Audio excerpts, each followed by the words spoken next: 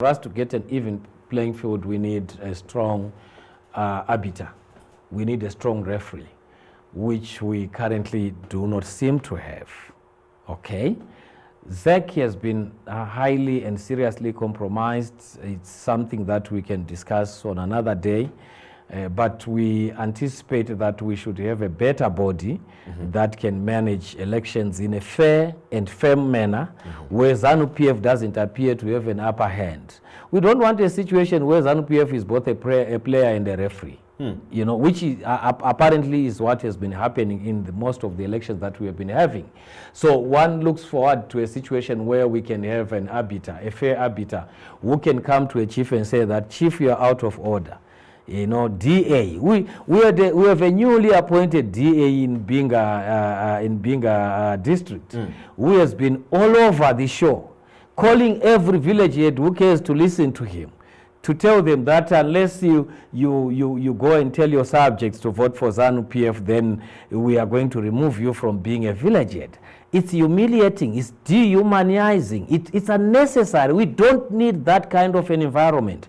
We need a fair environment in which we can contest through our ideas and promises. ZANU-PF has had their promises since 1980. Some of them are still on their banners and signposts, where they promise free education, they promise good health facilities and infrastructure. But we are not seeing that.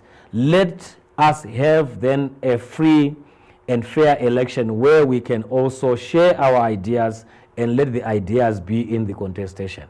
And then 2023 can be a good year for Zimbabweans. So you speak about ZEC, and obviously you being a member of the opposition CCC. Yes. There have been a lot of complaints coming from the opposition political parties, including your political party, with regards to how ZEC conducts elections.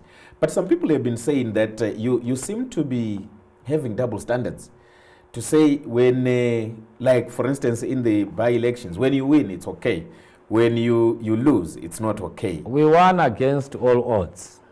We did not win because ZEC was fair in the manner that they played their game. My brother, we will show you evidence of certain areas. Like I indicated, just check on the statistics of assisted voters in Binga North. And then tell me, why is it suddenly an upsurge of numbers of assisted voters in Binga North in 2022 compared to 2018? What has happened? What has changed? Was that person who was literate enough to... They've grown old. Come on. In a period of 2 years, have they grown so old enough that they can't assist themselves to vote? No. So what we are basically saying is that the complaints are not coming from only the opposition. ZANU-PF is no longer the popular party in this country, and the by-elections have shown that very, very clearly. ZANU-PF has got everything at its disposal. Remember that there's a conflation between the state and the governing party. There's no difference. That's why you can see a DA going to the ground to campaign. Okay? That's state machinery going down to the ground. That's why you can see 120 Zupcos being marshaled to get into Binga North. Okay? You know, that's a state party conflation, where then the party that is governing tries to use its access to the state machinery in order to win a particular constituency. And you'll never hear ZEC saying anything. I think you have seen in the last few days that ZEC has been exposed, that its server, and you know that the server was a subject of contestation in the Constitutional Court in the petition of 2018. The server is being housed in a military-owned company. And when we say that the military are the ones that are manipulating... Is there proof to that? Actually, I was reading one of the tweets that you made with regards to that. Is there proof that this is a military... Africom is owned by the Ministry of Defense, and proof is all over there. The records are there. Who owns Fen? It's called Fenhem or something of that sort, which has got the majority shares in Africom. is the military, is the Ministry of Defense. And who are the directors there? The late Sibusiso Moyo used to be one of the directors there. So it is a military organization that is literally running the server of ZEC. And remember our elections, like Jonathan Moyo indicated, Professor Jonathan Moyo indicated in his book, the Excel Gate. They stopped the transmission electronically of results from polling station because the server, the military who had an access to the server, had indicated that Mnangagwa is losing. So there is proof, and proof is all over, and that is not something that can be debated. You can simply go to the registrar of companies' offices and you'll see who owns that Africom company. It's a military company. And when ZEC, which is supposed to be an independent and independent arbiter in an election of this country, is controlled by the military, and we know that the current government is a military government, it's a coup government, then what would you expect? Should we say then the elections are free and fair?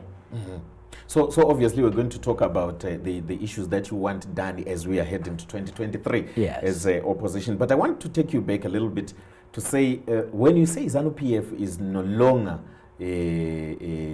popular in this country, when in the by-election they did not lose one single seat, in fact they gained. I don't know what you mean that when you say that they gained. ZANU, for instance. There were 28 National Assembly by-elections that were up for grabs. And ZANU-PF has got everything, including the mines, including the Reserve Bank, where they take all the money. They've got the military that they can use to intimidate. And out of 28 available, they only get 9. And then you say they made a gain. What are you saying? You are equating ZANU-PF to this newly formed baby party called the CCC, because the CCC was only formed in January. And for it to grab 19 seats out of 28 against a governing party, it's actually an indicator that this party is no longer wanted by the people. And even if you look at the voting patterns, you will understand that the winner, which gave ZANU-PF 9 constituencies out of 28, is apathy. Maybe accompanied by intimidation and vote buying. And people didn't go out to vote in the manner that they were expected. I'll give you an example of Binga North. ZANU-PF in 2018 got 7,000 something votes. And I got 19,000 votes. Come the by-election period, even after investing so much and pouring all state machinery and resources into Binga North, ZANU-PF did not go beyond 7,000 votes that they got in 2018. So what they simply managed to do was to activate their base. Their voting pattern hasn't changed. And of course my votes reduced from 19,000 to about nearly 10,000 something. But that is accredited to apathy. And not to ZANU-PF increase. ZANU-PF has increased nothing. They've actually lost out. If ZANU-PF was a popular party, any popular party that is in government, having been given 28 seats, they should have gone beyond half. They should actually have hit 2/3, like they popularly always say that they are a 2/3 majority. They failed to do that because they are an unpopular party. So we are going to be reading some of the contributions from our viewers. But let me allow you to deal with the question of the issues that you want addressed as we are going into 2023. We have got a number of issues in Binga. Some of the issues are national in nature. Okay?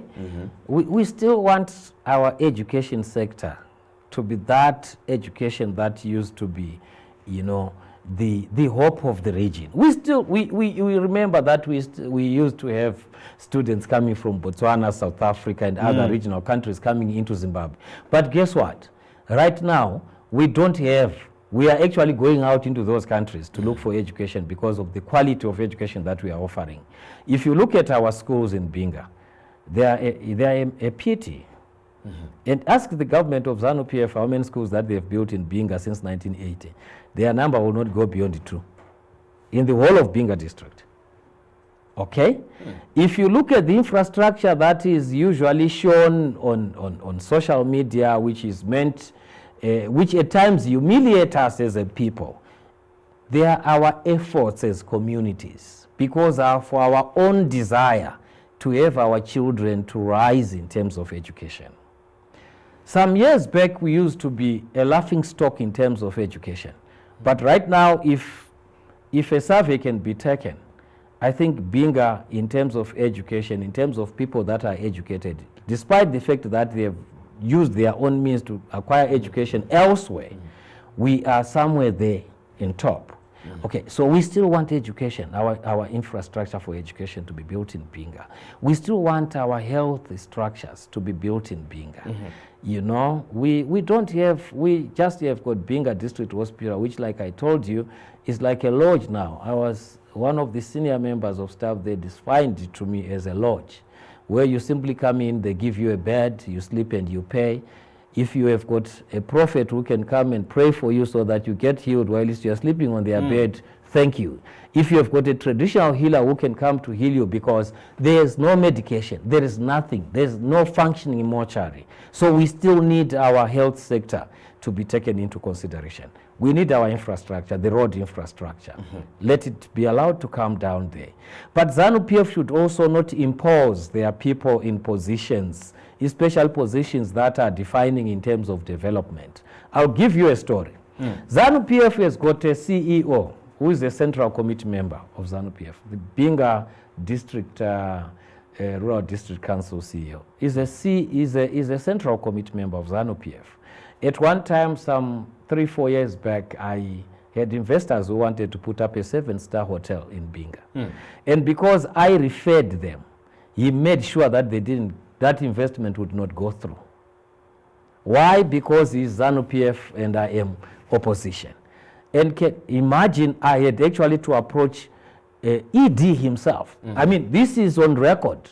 Okay, I had to approach ED himself to say, investors want to come and see you because they are getting frustrated in Binga. And after I saw ED and the investors came to meet ED, that's when those investors then had to go to Binga and they were shown some piece of land in the company of Chitando and July Moyo. Why should we have a country where investment has got to be so difficult